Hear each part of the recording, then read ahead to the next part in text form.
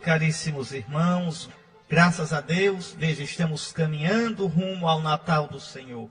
A igreja vai nos ajudando neste segundo domingo do advento do ano a que nos preparemos primeiro tomando a consciência de que a vida passa, de que o Senhor está às portas. Vem vindo sempre aquele que é o nosso juiz, vem vindo sempre aquele que um dia vai nos julgar. Vem vindo sempre o Cristo, que um dia aparecerá na sua glória para julgar os vivos e os mortos. Eis aqui, meus irmãos, o primeiro sentido do tempo do advento. Nos preparar para acolher o Cristo, para reconhecê-lo quando ele vem a cada dia na nossa vida. E também para estarmos de pé diante dele quando ele vier na sua glória. Depois também a preparação para o Santo Natal, sobretudo a partir do dia 17 de dezembro, com a Semana Santa do Natal. Pois, uma santa continuação do tempo do advento. Que nosso Senhor, com a sua graça, faça com que você reconheça que ele vem vindo sempre, que ele está sempre à porta da nossa vida, à porta do nosso coração e nos espera. Vamos então agora às leituras da missa deste segundo domingo do advento. Graças a Deus por essa palavra tão bonita, meus irmãos. Esse capítulo 11 do profeta Isaías é uma importantíssima profecia sobre o Messias. Aqui se dizem 5 coisas importantíssimas sobre o Messias que viria. Primeira coisa, ele virá do velho tronco da casa de Davi. Aquele tronco ressequido por tantos reis indignos.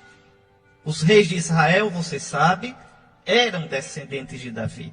Os reis, sobretudo aqueles do Reino do Sul, que governavam em Jerusalém. Descendentes de Davi. Do tronco de Davi, da casa de Davi, viria o Messias. Mas quantos reis indignos houve nessa descendência de Davi? E, no entanto, a profecia diz, surgirá uma haste do tronco, da cepa de Jessé. Por que de Jessé? Porque Jessé é o pai de Davi. Então, esse tronco de Jessé, essa haste de Jessé, é, na verdade, a casa de Davi. Davi é filho de Jessé de Belém. Dê uma lida, anote aí, não? Anote o livro de Ruth, capítulo 4, versículos 17 a 22. Lá está dizendo, mostrando de onde vem Davi. Davi é descendente de Ruth, a moabita, com Obed. Então, Ruth e Obed geraram aquele que vai ser depois os ancestrais do rei Davi de Belém. Também olhe 1 Samuel, capítulo 16, o capítulo 16 todo, você vai ver que Davi é filho de Jessé. Então, essa é a primeira coisa, tá certo? O Messias é descendente de Davi, é da casa de Davi. Por isso, aquele cego de Jericó vai dizer, Jesus, filho de Davi, tem piedade de mim. Porque ali, aquele cego já está dizendo que crê que Jesus é o Messias. Depois, o Messias será humilde. Olha como diz a profecia. Uma haste, quer dizer, um rebento. Você imagine um tronco de jaqueira, desses troncos de jaqueira velha, tronco que parece uma mesa. Ou um tronco de amendoeira cortado. Imagine cortado. Quando você corta, nasce uma hastezinha dele. Chega a ser um contraste. O tronco bem grosso, cortado, só a cepa. E nascer ali do lado uma hastezinha humilde que até o menininho pode quebrar. Então o que o profeta está dizendo é que do velho tronco de Jessé, que foi cortado quando? No exílio de Babilônia. Porque no tempo de Jesus não existia um descendente de Davi no reino de Israel. Você pode dizer, mas Dom Henrique tinha rei em Israel, Herodes. Herodes não era descendente de Davi. Herodes era odiado pelo povo. Herodes é um rei mestiço. É descendente dos Macabeus, a dinastia Asmoneia, com a família de reis Idumeus e Idumeus ali. Então, Herodes não é descendente de Davi. O povo não gostava de Herodes, sabia que Herodes não era rei legítimo de Israel. Diante de Deus, o rei legítimo de Israel devia ser descendente de Davi. Então, quando Jesus nasceu, a casa de Davi estava só a cepa, estava cortada. Porque desde o exílio de Babilônia, que não havia mais rei em Israel, o último rei de Israel foram os reis Sedecias e Joaquim. Depois não houve mais rei em Israel. Então o Messias será humilde, será apenas uma pequena haste, num frágil rebento, com um olhinho que brota de um velho e vigoroso tronco. Interessante, viu, que em hebraico, rebento, aí na nossa Bíblia foi traduzido por haste, na leitura de hoje, uma haste nascerá, mas o certo se dizer um rebento. Em hebraico é nezer, rebento, que tem a mesma raiz de nazireu, nezer, nazireu, que quer dizer consagrado. Por isso São Mateus diz, em Mateus 2:23, ele foi morar em Nazaré para cumprir a Escritura, porque a Escritura dizia que o Messias é nezer, é rebento, é nazireu, é consagrado. Então, se é nezer, se é nazireu, virá de Nazaré. Veja, são jogos de palavras que só quando a gente entende lá o que Mateus está pensando, é que vai entender. Por isso ele diz, cumprir a Escritura que dizia, será chamado Nazareno. E na Bíblia tem que Jesus vai ser chamado Nazareno? Diretamente não. Mas tem que ele é o nezer, é o rebento, é o nazireu, o consagrado, então que virá de Nazaré. Para os judeus, esses jogos de palavras com a mesma consoante, com o mesmo som, é uma coisa muito importante. Então, a primeira coisa que aqui é muito importante, né? O Messias nascerá da casa de Davi. E nascerá humilde, pobre, pequeno. É por isso que Israel não aceitou o Messias. Porque esperava o Messias triunfante, guerreiro, que se imporia pela força. Mas se você olhar direitinho, a profecia fala de um Messias humilde, pobre. Será apenas um pequeno e frágil rebento. Bom, o termo Messias, em grego, Christos, significa ungido. Aqui é a segunda coisa importante. O que é que diz a leitura de hoje? Como é que a gente lê? Sobre ele repousará o Espírito do Senhor. Então, o Messias é ungido pelo Espírito do Senhor. Por isso é Messias. Mexia em hebraico. Christos em grego. Ungido. E Isaías, para dizer que ele tem a plenitude do Espírito, fala em sete vezes Espírito. Espírito de sabedoria e discernimento. Veja, Espírito de conselho e fortaleza. Espírito de ciência e temor de Deus. Então, 7 dons do Espírito, para dizer que ele tem a plenitude do Espírito. Só são 7 os dons do Espírito, não são muitos. Os dons do Espírito são incalculáveis. Mas então por que se fala em 7? Para dizer que é plenitude. Sobre o Messias estará a plenitude do Espírito Santo. Ele é ungido, ou seja, alguém que recebeu a unção do Espírito. Em geral, essa unção é simbolizada pelo óleo. Você pode perguntar, Dom Henrique, quando foi que Jesus foi ungido com óleo? Não precisou. No batismo ele foi ungido diretamente com o Espírito Santo. Por isso apareceu aquela pomba sobre Jesus. Para lembrar o quê? O dilúvio. Quando a humanidade renovada sai da água, aparece também uma pomba. Com um ramo de oliveira no bico. O ramo da unção. A unção com óleo. Então, aquela pomba que aparece no batismo de Jesus, é para lembrar aquela pomba do dilúvio que tem o ramo de oliveira. A questão todinha é o ramo de oliveira, que lembra o óleo da unção. O Espírito do Senhor repousa sobre mim. O Senhor me ungiu. Então, sobre o Messias, o ungido, repousará de modo pleno e constante o Espírito do Senhor, com a plenitude dos seus dons. Então, Jesus foi ungido. E é interessante que a unção de Jesus, ela dura a vida toda dele, ficando cada vez mais forte. Quer ver? Jesus foi ungido já na sua concepção.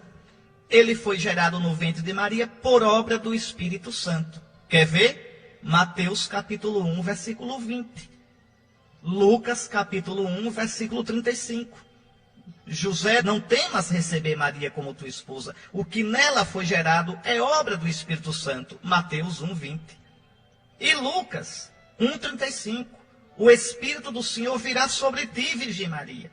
O poder do Altíssimo, que é o Espírito Santo, te cobrirá com sua sombra. Então Jesus é ungido. A humanidade santíssima de Jesus, e é santíssima, é fruto da ação do Espírito Santo. Depois Jesus recebeu uma outra unção do Espírito no início da sua vida pública, no início do seu ministério público, às margens do Rio Jordão. Olhe lá o batismo de Jesus. Onde é que está? Em Mateus 3, versículos 16 e 17. Em Marcos 1, versículos 9 a 11. Em Lucas 3, versículos 21 e 22. Em João 1, 29 a 34. Está lá. Então, Jesus sai da unção no Jordão, vai à sinagoga de Nazaré e diz: o Espírito do Senhor repousa sobre mim, porque o Senhor me ungiu. Quando Jesus? No Jordão. Veja, Jesus é o ungido, prometido na primeira leitura de hoje, pela boca de Isaías, profeta. Mas tem a unção definitiva, plena de Jesus. E quando é? Foi na concepção no ventre de Maria? Não. Foi no Jordão? Não. E quando é que Jesus foi ungido de modo pleno? Tão pleno que o seu corpo ficou transfigurado. Tão pleno que a sua alma humana agora está transfigurada. No Monte Tabor também não. Se pensou no Monte Tabor, errou. Foi na ressurreição. Na ressurreição. O Pai ressuscita Jesus, derramando sobre ele a potência do Espírito Santo. Eu vou dar a você 3 textos para você ver isso. Atos, capítulo 2, versículos 32 e 33. Deus ressuscitou Jesus e ungiu com o Espírito Santo. Atos 2, 32 e 33. Quer mais? Romanos 1, versículo 3. Jesus, nascido de Davi segundo a carne, e feito filho de Deus com poder pelo Espírito Santo. Está lá em Romanos 1, 3. Depois também no capítulo 8 de Romanos, versículos 10 e 11. Também se diz que Jesus foi ungido com o Espírito Santo na ressurreição. E finalmente a primeira de Pedro, 3,18. Morto na carne, morto como homem, foi justificado, foi ressuscitado no Espírito Santo. Está aí. Então a primeira ideia, Jesus é o Messias da casa de Davi e é pobre, frágil como uma haste. A segunda ideia, ele é ungido, pleno do Espírito Santo. Ele dá o Espírito. Ele é o que nos batiza no Espírito. Terceira ideia importante, muito importante. Jesus é aquele que nos traz a paz de Deus. Quando a gente se abre para Jesus, a gente encontra a paz. Se o mundo se abrisse para Jesus, não haveria droga, não haveria exploração sexual, não havia roubalheira na política, não havia divisões nas casas, não havia opressão nas empresas, não havia guerra entre as nações, se o mundo se abrisse para Jesus. O lobo e o cordeiro viverão juntos. O leopardo deitar-se ao lado do cabrito. O bezerro e o leão comerão juntos, até mesmo uma criança poderá tangê-los. A vaca e o urso pastarão lado a lado. O leão comerá palha como o boi, não vai mais comer animais, mas a palha. A criança de peito vai brincar na cova da serpente venenosa. Eis aqui, não haverá danos nem morte. A terra estará repleta do saber do Senhor, como as águas cobrem o mar. Que coisa mais linda. Então, à medida que o homem se abre para Deus, para Cristo, ele encontra o shalom, a paz que Cristo veio dar. Esse shalom acabou-se com o pecado original. Cristo nos traz o verdadeiro shalom. Por isso ele diz: eu vos deixo o shalom, eu vos dou o meu shalom, não vou dou como o mundo o dá. Então, o Messias seria aquele que traria o shalom, a paz perdida no paraíso. A primeira leitura diz isso claramente. Esses animais inimigos reconciliados, o mal que sumirá, a morte que será vencida. Jesus então vai dizer sim que dá a paz. Eu deixo 2 textos de São João, onde Jesus diz isso. João 14, 25 a 27. Dou-vos a paz, deixo-vos a minha paz. João 20, 19 a 21. A paz esteja convosco, recebei o Espírito Santo. Então veja, o Espírito que ungiu Jesus é Espírito de paz. Jesus nos dá esse Espírito para nos dar o seu shalom. Depois uma outra ideia importante. O Messias não virá só para Israel. O Messias virá para todos os povos.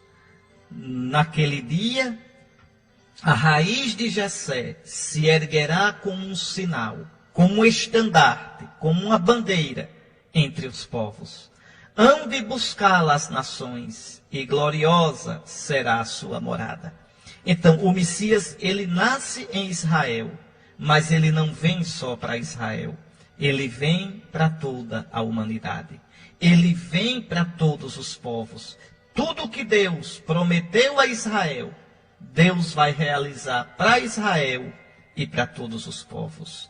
Por isso mesmo, esse belíssimo, esse estupendo salmo responsorial da missa de hoje. Dai ao rei vossos poderes, Senhor Deus, vossa justiça ao descendente da realeza. Quem é ele? É o Messias, é Jesus. Com justiça ele governe o vosso povo. Com equidade ele julgue os vossos pobres. Quem é o povo do Messias? No Antigo Testamento é Israel, segundo a carne. No Novo Testamento é a igreja. Nos seus dias a justiça florirá. Grande paz até que a lua perca o brilho. Ele estenderá o seu domínio de mar a mar. Libertará o indigente que suplica. O pobre ao qual ninguém quer ajudar. Seja bendito o seu nome para sempre.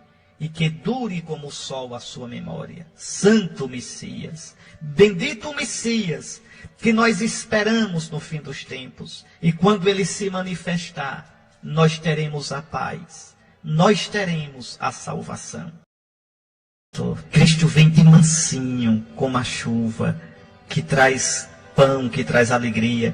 Cristo deve ser desejado por nós como o bendito carteiro, que traz a carta lá do céu.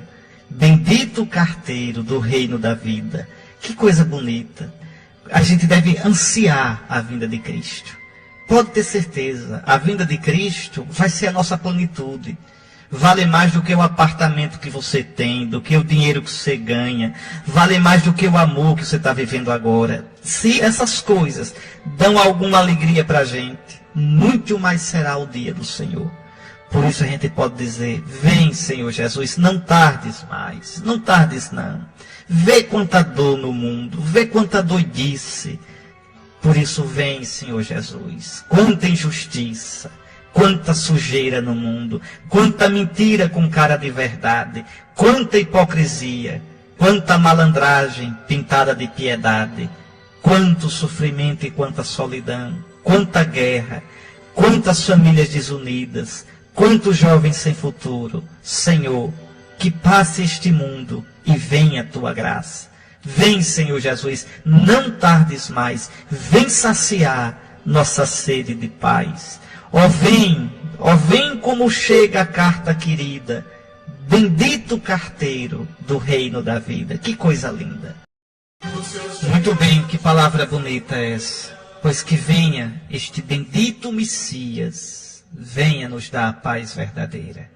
É interessante, no século XVIII, os filósofos racionalistas, enciclopedistas, Rousseau, Voltaire, Diderot, Marat, esse povo todo que fez a Revolução Francesa, depois os positivistas, Augusto Comte, essa raça todinha jurava que a humanidade é boazinha, que o homem, se fizesse livre de religião, de tudo, seria um homem tão bom, tão puro. Que nada, que nada. Esse homem criado bom por Deus é tão ferido. Esse homem criado bom por Deus, basta olhar o seu coração, basta olhar o meu coração. Quanta ferida em nós e quanta ferida a gente provoca no mundo. Vem, Senhor, vem dar-nos a paz. Vem, Senhor, para que de verdade nosso coração repouse em ti. E o leão e o boi comam juntos. E a terra esteja cheia da tua sabedoria, como as águas enchem o mar. Graças a Deus, essa leitura é bonita, mas que é difícil é. Essa é daquelas que se não explicar, a gente diz graças a Deus e não sabe para onde vai. Vamos entender, eu queria chamar a atenção de 3 coisas aqui nessa carta aos Romanos, 3 coisas bonitas. A primeira, São Paulo diz, olhe, tudo o que outrora foi escrito, lá no Antigo Testamento, foi escrito para a nossa instrução, para que, pela nossa constância e pelo conforto espiritual das Sagradas Escrituras, tenhamos firme a esperança.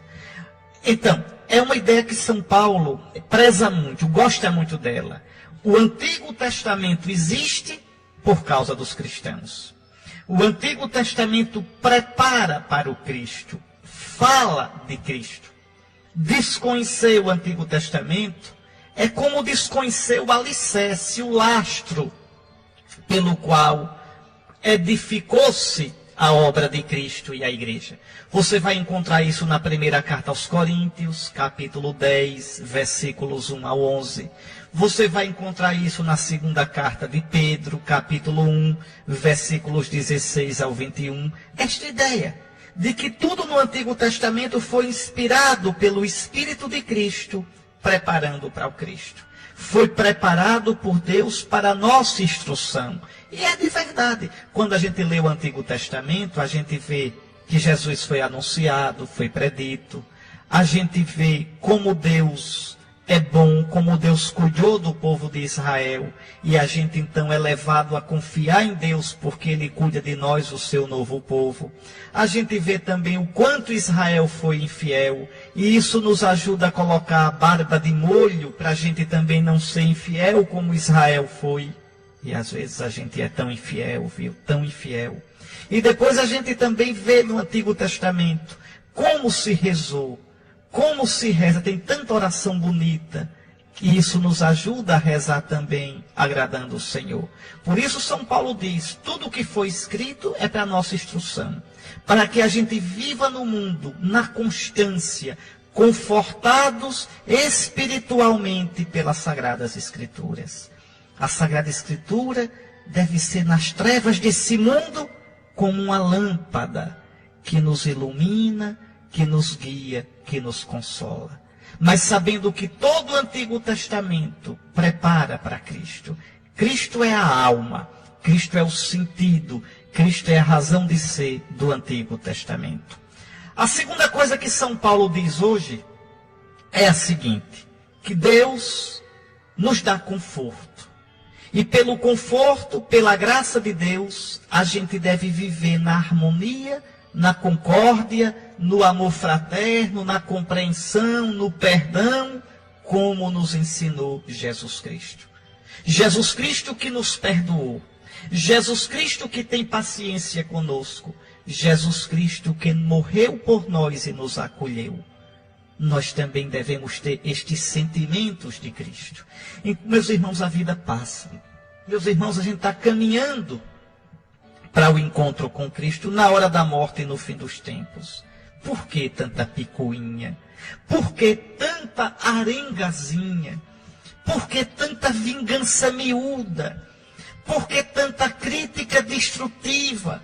Porque às vezes até nas nossas comunidades, nas nossas paróquias, aquelas arengas, aquelas antipatias, se fulano foi eu não vou, se fulano tiver eu não estou. Oh, meus irmãos, é uma vergonha, porque não é assim que a gente aprendeu de Cristo. Deus vos dê a graça da harmonia e da concórdia uns com os outros, como ensina Cristo Jesus. Acolhei-vos uns aos outros, como também Cristo vos acolheu para a glória de Deus. Então a igreja, e a igreja somos nós, a igreja deve a cada dia se converter, a cada dia se deixar purificar pelo Senhor, para que possa caminhar para Ele no dia de Cristo Jesus. E a terceira coisa que essa leitura diz, mais complicada, mas muito bonita, você vai entender agora, está aí nos versículos 8 e 9.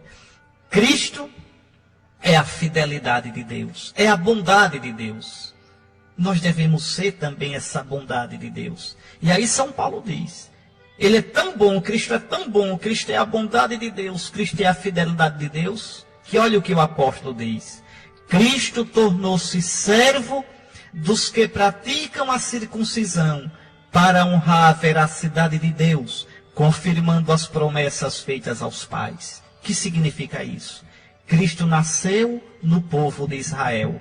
É o povo que pratica a circuncisão. Lembre que a circuncisão é o sinal da antiga aliança. Todo judeu macho é circuncidado no 8º dia de nascimento. Então Cristo tornou-se servo dos judeus. Cristo nasceu pobre entre os judeus, judeu entre os judeus. Cristo tornou-se servo dos que praticam a circuncisão. Por quê? Para honrar a veracidade de Deus, confirmando as promessas feitas aos pais. Tudo que Deus prometera no Antigo Testamento ao povo de Israel, cumpriu-se em Cristo. Deus tinha prometido a Abraão e aos seus descendentes que viria o Messias. Cumpriu. Deus tinha prometido a Abraão e aos seus descendentes que através do Messias todos os povos da terra seriam abençoados. Cumpriu. Deus prometeu a Davi que dele nasceria o Messias. Cumpriu.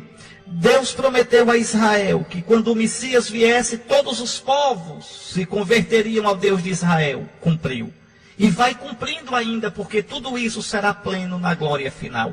Então Cristo tornou-se servo dos judeus, da raça judaica, dos que praticam a circuncisão, para honrar a veracidade de Deus, confirmando as promessas feitas aos pais.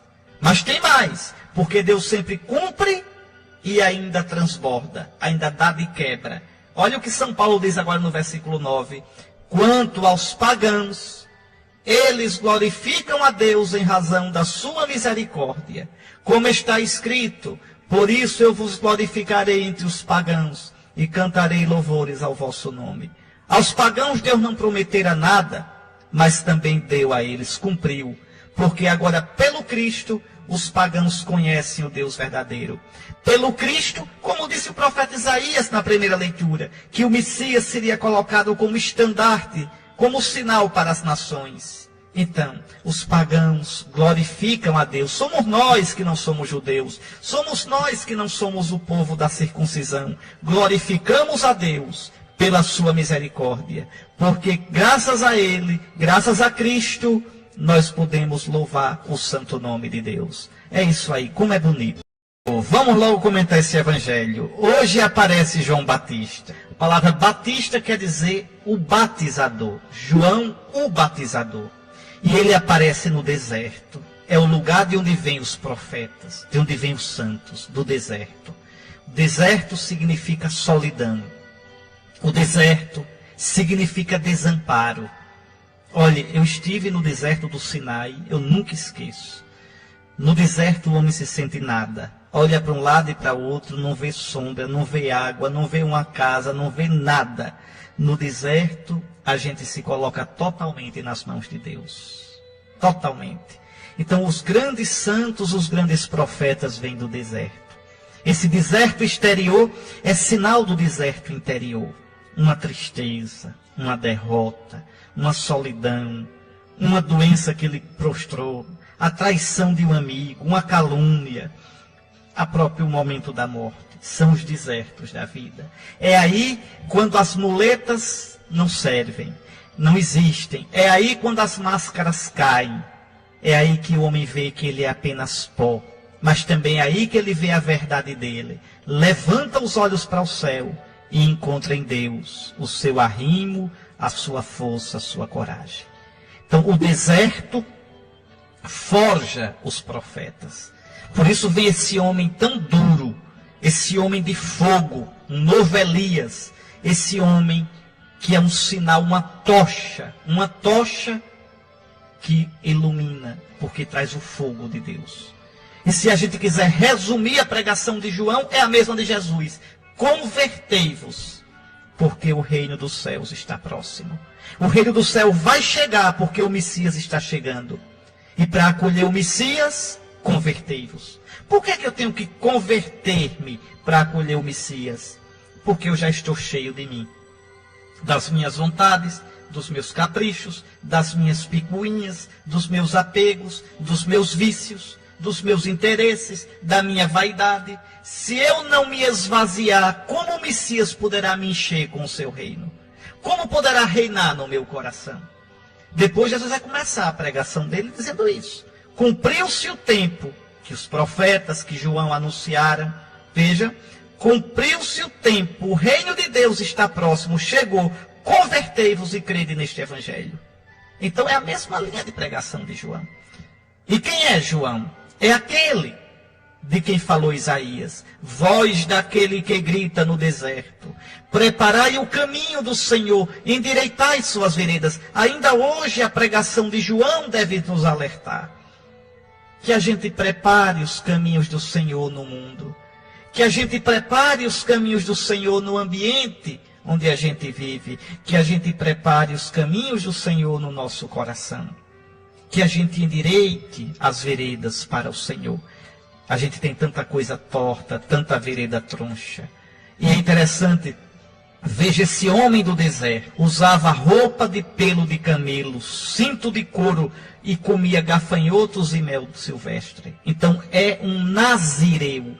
João era nazireu, viu? João devia ter o cabelo bem comprido.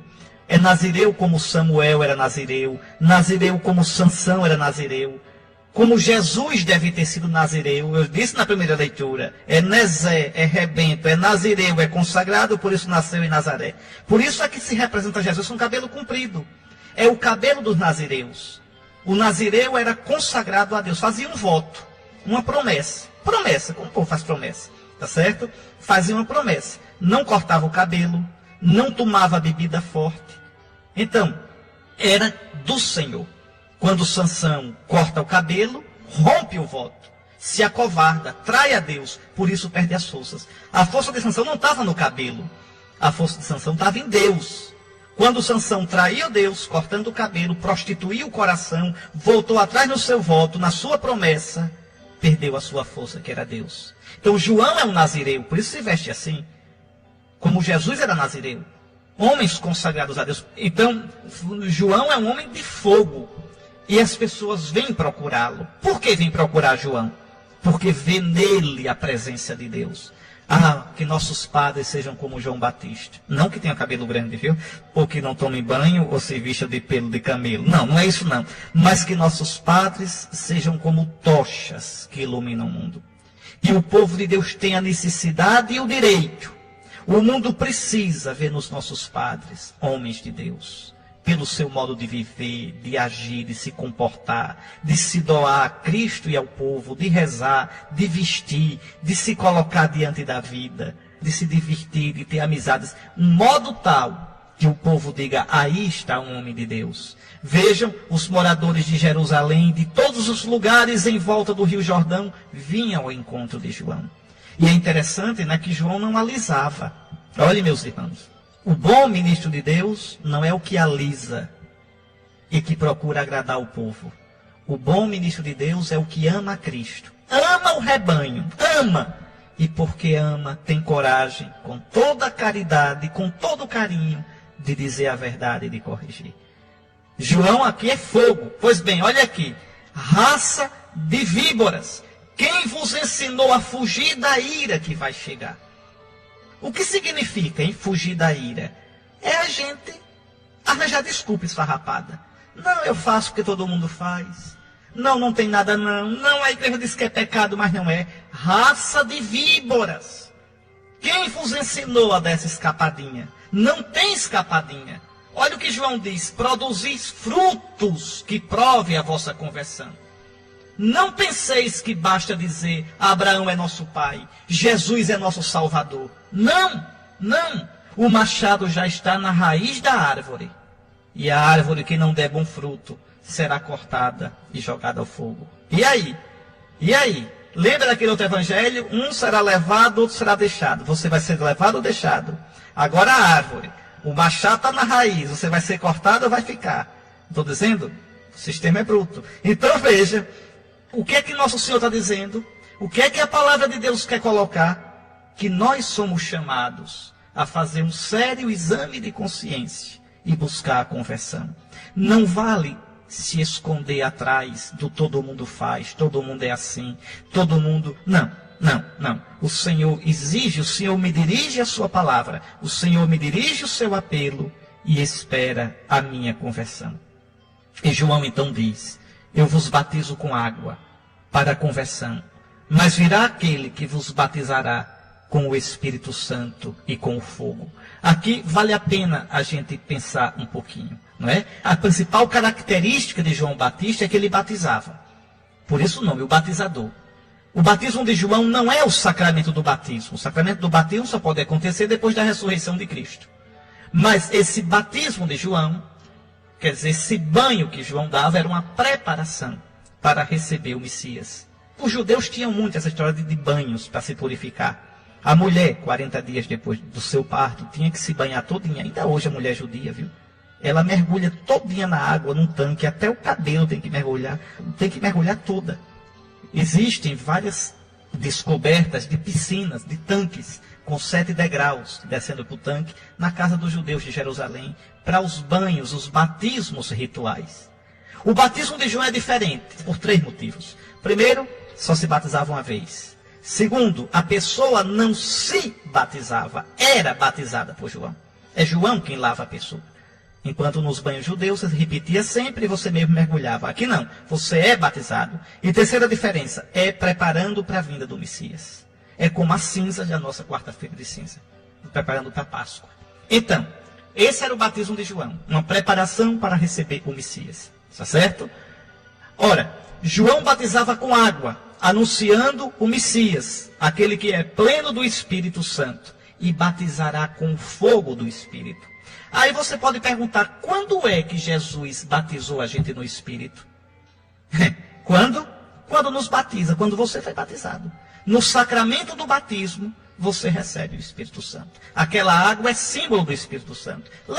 Leia João, capítulo 7, versículo 37 a 39. Está lá. Jesus disse: se alguém tem sede, venha a mim e beba, do meu seio correrão rios de água viva. E o Evangelho diz, ele estava falando do Espírito Santo. A água viva é o Espírito Santo, que receberiam os que crescem nele. Porque ainda não havia Espírito, porque Jesus não fora ressuscitado dos mortos. Quer dizer, não havia ainda a efusão do Espírito. Por isso Jesus vai dizer a samaritana: ô mulher, quem bebe da água desse poço de Jacó tem sede, mas quem beber do poço que eu der, da água que eu der, não vai ter mais sede nunca. É o Espírito Santo, água que jorra para a vida eterna. Olha em João 20, na tarde do domingo da ressurreição, Jesus entra no cenáculo, sopra sobre os apóstolos, recebeu o Espírito Santo. Ali eles foram batizados no Espírito. João capítulo 20, versículos 19 a 21. Olha na carta de São Paulo a Tito, do capítulo 3, versículo 4 a 7.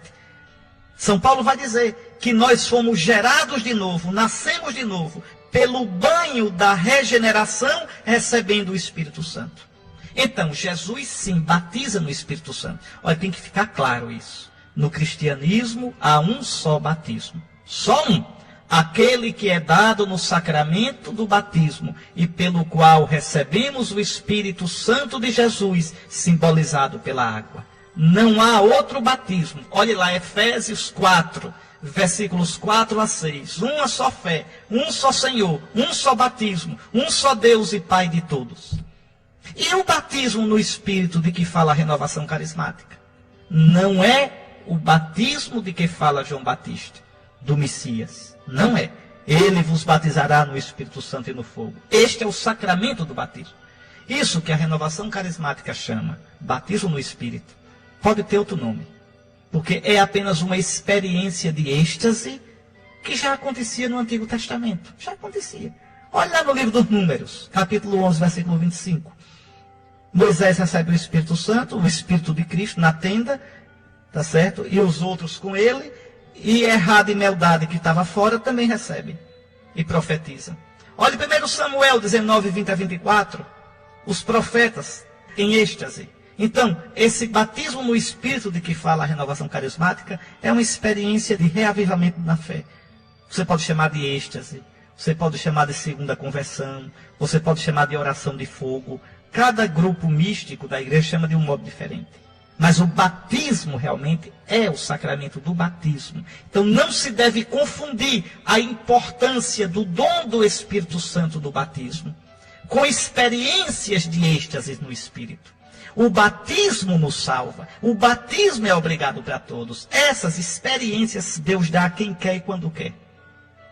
Tá certo? Por exemplo, eu sou bispo, nunca tive essa experiência e não tenho inveja de quem tem. Quem tem, ótimo. Quem não tem, ótimo também.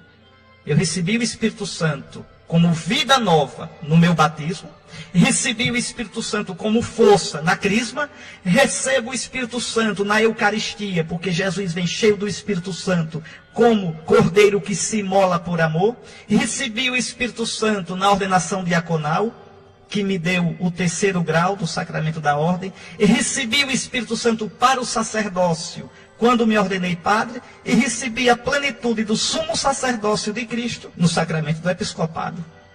Então, veja, o Espírito Santo que é dado no sacramento é o essencial. É o essencial. É o Espírito de que João fala aqui, que Cristo dá. Cristo batiza, unge sua igreja no Espírito Santo pelos sacramentos. Então, não confundir a importância do dom do Espírito nos sacramentos, sobretudo no batismo, com essas experiências de êxtase no Espírito. Ambas vêm de Deus, mas somente essa do sacramento é fundamental e insubstituível para o cristão. E o batismo nas águas, de que se fala? Eu já disse muitas vezes aqui, não é cristão. Batismo nas águas era uma prática do Antigo Testamento e de João Batista. Nós não somos batizados nas águas. Eu digo muito isso, explico muito isso. Somos batizados com água, mas não na água. A carta aos Efésios diz claramente, um só batismo, é o batismo no Espírito. As águas do nosso batismo são símbolo do Espírito Santo.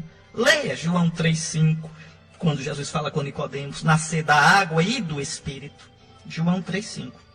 Quer dizer, nascer da água, que é símbolo do Espírito. Não são duas coisas, a água e o Espírito. Na própria água está o Espírito. É quando Jesus diz, quem der a vida por mim e pelo Evangelho. Não são duas coisas. Quer dizer, dá a vida por mim, que trago o Evangelho. Ou dá a vida pelo Evangelho, que é anúncio meu. Não são duas coisas. É um modo hebreu de falar, é um hebraísmo. Por exemplo, a Escritura fala muito em derramar o Espírito Santo, em beber o Espírito Santo. Derramar, beber, eu derramo e bebo água. Porque a água é símbolo do Espírito. O Espírito é o rio de água viva, que brota do trono do Pai e do Cordeiro imolado. Está lá no capítulo 22, versículo 1 do Apocalipse. Então, minha gente, fiquemos com essa palavra de Deus de hoje. Pensemos seriamente na nossa conversão, como a palavra de Deus hoje nos convida e nos alerta. O advento vai passando, se não confessou, se confesse, já procure o sacramento da confissão para viver bem as semanas restantes do advento e o Santo Natal. Arrume sua casa, mas arrume primeiro o seu coração. Ilumine sua árvore do Natal, mas ilumine primeiro a sua vida com Cristo. Prepare os presentes. E eu estou sugerindo, olha, a imitação de Cristo. Tá certo? Esse livrinho abençoado. Dê de presente a imitação de Cristo. Baratinho, bonitinho, um livro do século XV. Se fazer mais de um Henrique é antigo, né? Mais antigo é o mundo e o pecado do homem. Então veja, é um livro santo. É um livro que pode ajudar tanto na vida cristã. O melhor presente que você pode dar. Tá certo? Depois da palavra de Deus, a imitação de Cristo. Então, vá se preparando para celebrar bem o Santo Natal.